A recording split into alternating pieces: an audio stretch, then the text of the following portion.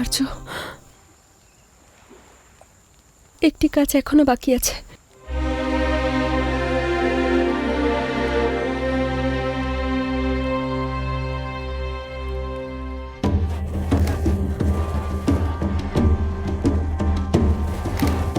বলো দারায়ুষ, কোন মুরগিটা জিতবে? মুরগির জেতায় বা হারায় কি এসে যায় হুজুর? যদি জেতে তাহলে দরবারে, আর যদি হারে তাহলে কড়াইতে। বলতিটা কি চাও? ধরে নিন এই কালো মোড়কটা তক্ষশিলা, আর ওই বুড়ো মোড়কটা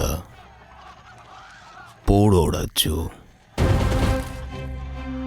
শব্দের চালে এত দ্রুত উত্তেজিত হবেন না হুজুর। আপনি আমার কথার গুরুত্বটা বুঝুন। এরা দুজন একে অপরের সঙ্গে লড়াই করে থাকে, নিজেকে অন্যের থেকে শ্রেষ্ঠ আর সব থেকে শক্তিশালী প্রমাণ করার জন্য। কিন্তু আসলে এরা একটা সামান্য মাধ্যম। কিন্তু মাধ্যম হলে লাভবান হওয়া যায় না।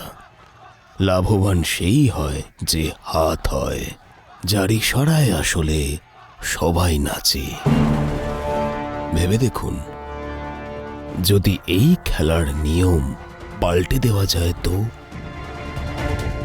যদি পৌরব রাষ্ট্রকে সেই হাত বানিয়ে দেওয়া যায় তো? তুমি আসলে কি ভাবছো? পৃথিবীতে সমস্ত রাজত্ব সবসময় ঐশ্বর্যের উপর নির্ভর করে। যদি আপনি আমার সঙ্গে হাত মেলান, তাহলে আমি সমস্ত পৃথিবী থেকে কারিগর ডেকে পৌরব রাষ্ট্রে কারখানা তৈরি করব।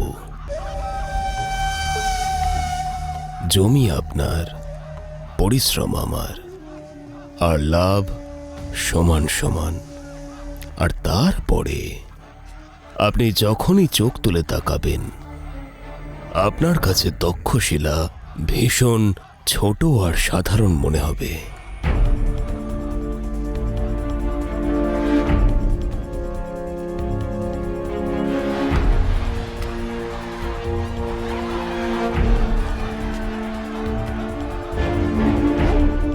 যদি মোড়কের ভাবনার থেকে ঊর্ধ্বে ওঠেন, তাহলে সকালে মোড়কের ডাক শুনবেন, আর রাতের মাংসের স্বাদ নেবেন।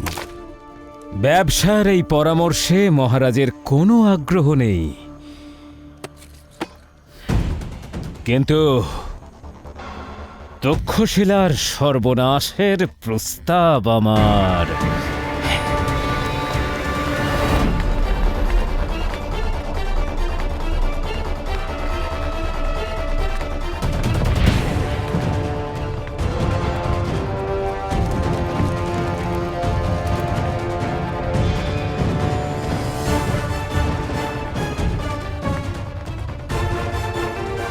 আমার তোর অনুমতি ছাড়াই সেনাপতি এসেছে। আশা করছি কারণটা উপযুক্ত হবে রিপুদমন। মহারাজ প্রস্তুত হওয়ার নির্দেশ দিয়েছেন। আপনাকে নয় অমাত্য।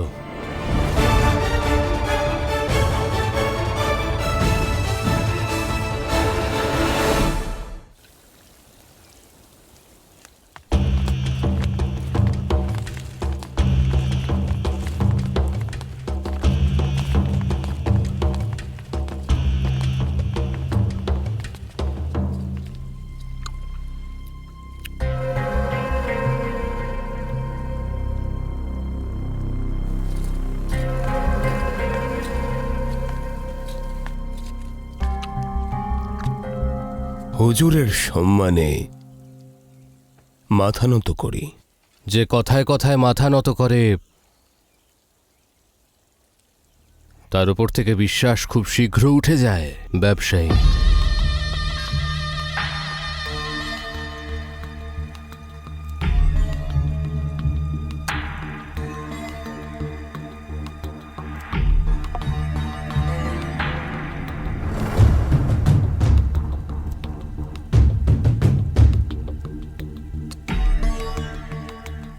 এই খণ্ড দেখতে পাচ্ছ?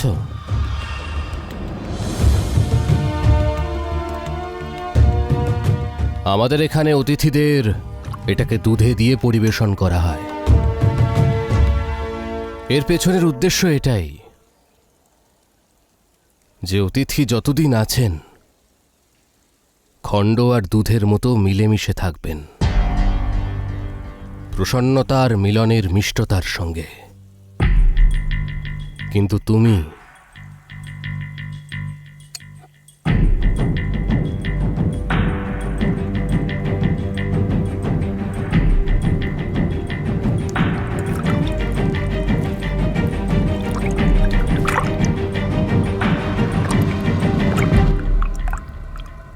স্বাদটাই নষ্ট করে দিলে,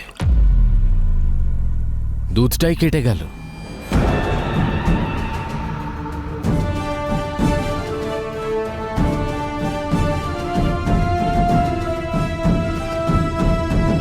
আমাদের রান্নাঘরে যেখানে দুধ রাখা হয় সেখানে লেবু রাখা হয় না।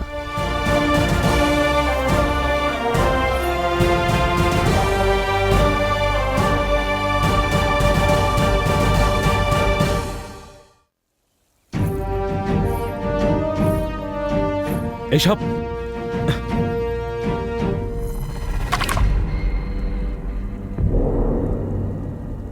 ও এখানে কি করছে ভাই? উনি মহারানী পৌরব মহারাজকে ভোজন করাচ্ছেন। ওকে এখানে নিয়ে এসে বিরাট বড় ভুল করেছো ভাই।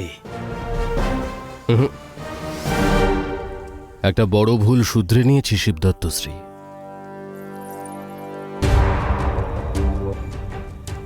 দ্বিতীয় বড় ভুলটা শুধরানোর প্রয়াস করছি।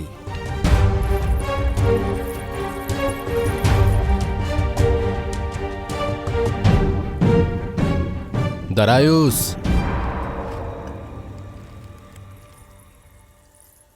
যে খণ্ডের মতো মিলিত হওয়ায় নয়, লেবুর মতো কাটিয়ে দেওয়ায় বিশ্বাস করে,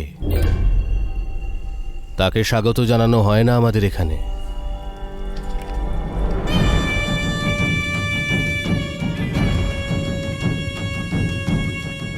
তুমি ব্যবসায়ী,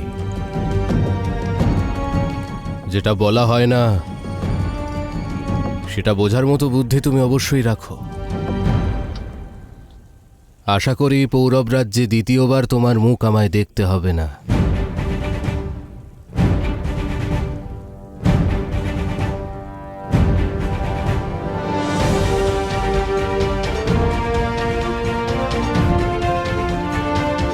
দাঁড়ান,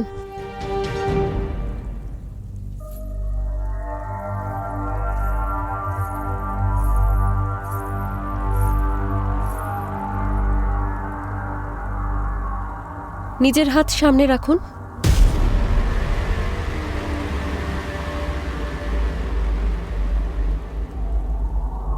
কি হলো, রাখুন।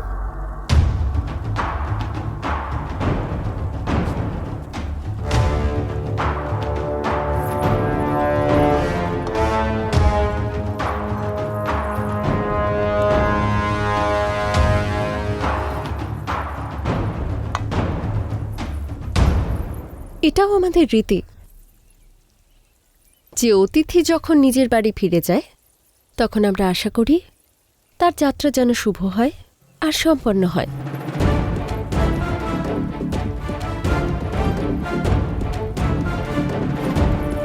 আর একটা কথা স্মরণে রাখবেন, ব্যবসায়ী আর নারীর মধ্যে একটা পার্থক্যও থাকে। ব্যাপারী নিজের লাভের জন্য সব সম্পর্ক নিয়ে খেলতে পারে,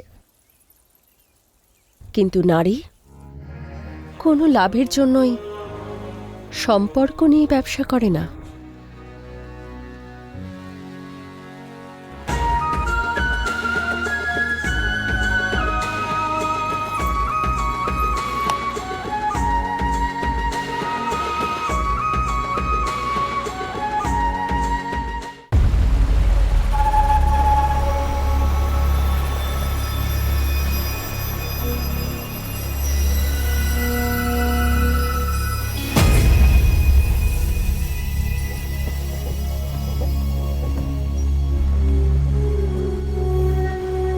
এই ভারতবাসীরা আমাদেরকে অনেক উঁচু থেকে নিচে নামিয়ে দিয়েছে হুজুর।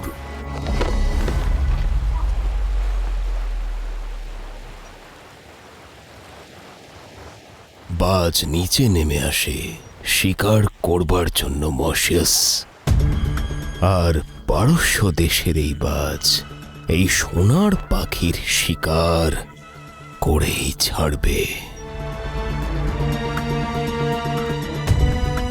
আমি চলে যাচ্ছি না, সামান্য কিছু পা পিছিয়ে আসছি আমি।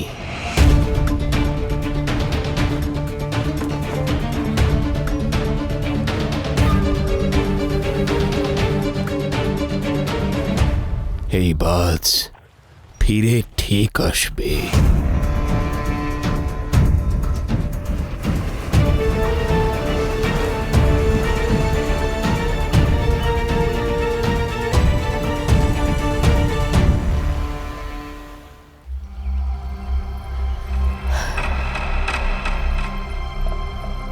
বিচিত্র স্বপ্ন ছিল।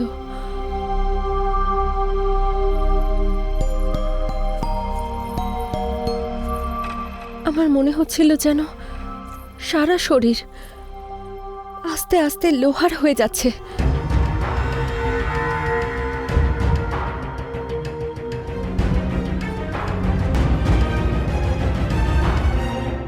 শুধু শুধু হৃদস্পন্দন হচ্ছিল। খুবই খুবই বিচিত্র অনুভূতি ছিল আর্য।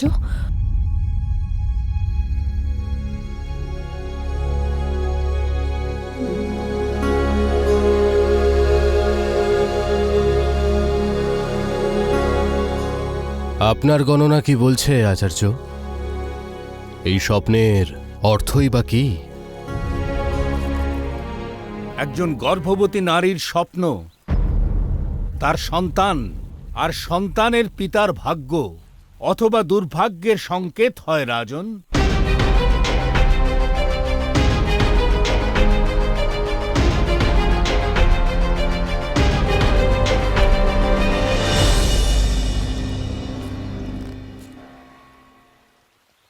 তাহলে কি নিয়ে আসতে চলেছে আমাদের সন্তান?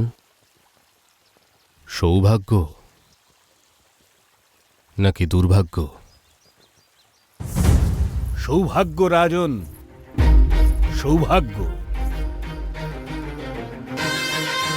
আর জীবনপঞ্জি বলছে যে মহারানী এক পুত্র সন্তানের জন্ম দেবেন, আর স্বপ্ন বলছে যে আপনার পুত্র পুরুবংশের ইতিহাস রচনা করবে, আর ইতিহাসে অমর হয়ে থাকবে তার নাম। সে মহাশক্তিশালী আর সহনশীল হবে, এমন বাহুবলী যা আজ পর্যন্ত হয়নি আর হবেও না। আর স্পন্দিত হৃদয় এই সংকেত দিচ্ছে যে তার বলিষ্ঠ শরীরে এক দয়াবান হৃদয় থাকবে। শক্তি আর করুণার সঙ্গম হবে আপনার পুত্র। সে কোনো পীড়া অনুভব করবে না, কিন্তু সে সবার পীড়া অনুভব করতে পারবে।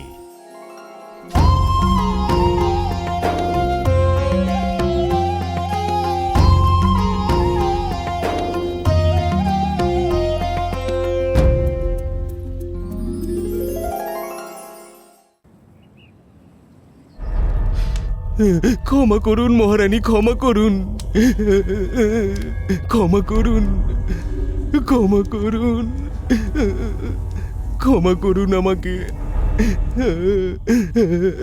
তোমার কষ্ট ম্যাসেডোনিয়ার জন্য আনন্দ নিয়ে আসবে। তোমার এই বলিদান সব সময় মনে রাখা হবে। ক্ষমা করুন মহারানী, ক্ষমা করুন, ক্ষমা করুন মহারানী, খুব কষ্ট হবে। সুন্দর ভবিষ্যতের জন্য আজ কষ্ট সহ্য করতেই হয়। তোমাকে এই লোহার ষাঁড়ের মধ্যে বন্ধ করে নিচে আগুন লাগিয়ে দেওয়া হবে। ক্ষমা করুন। প্রথমে তোমার একটু তাপ লাগবে, তারপর যখন আগুনের তাপ তোমার শরীরের চামড়া ভেদ করে মাংসের কাছে পৌঁছবে, তখন তোমার ভিতর থেকে চিৎকার বেরোবে। আর যখন তোমার ভিতরের সেই চিৎকার এই লোহার তৈরি ষাঁড়ের মধ্যে দিয়ে গিয়ে ওর নাক থেকে বেরোবে, তখন সেই ধ্বনি আকাশে পৌঁছে যাবে।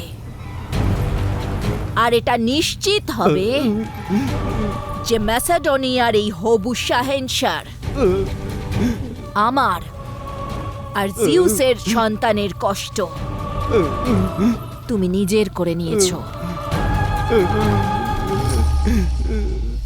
যতটা বেশি কষ্ট তুমি অনুভব করবে, ততটাই কম কষ্ট ও অনুভব করবে।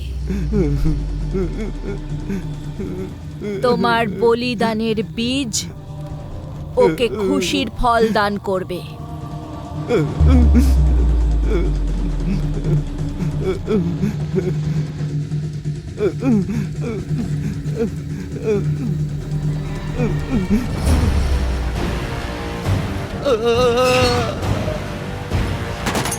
মহারানী না,